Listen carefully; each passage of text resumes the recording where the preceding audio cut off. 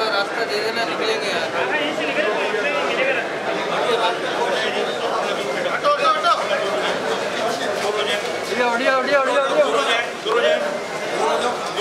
कोई आगे नहीं है।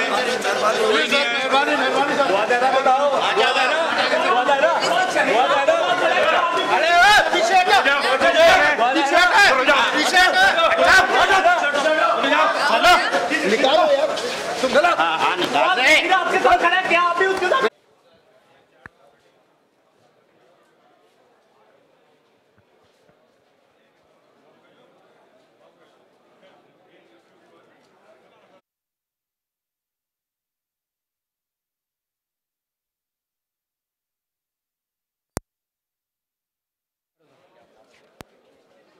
Mic check, mike check, mike check. Okay,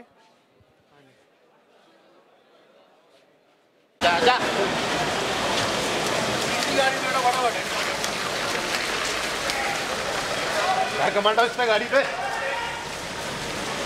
बिल्कुल जी, आज मजिस्ट्रेट की अदालत में आज पेशी हुई है और यहाँ पे दुआ ज़हरा को मुकम्मल सिक्योरिटी में लाया गया है और यहाँ पे दुआ ज़हरा को ले जाया जा रहा है और मुकम्मल सिक्योरिटी में ले जाया जा रहा है।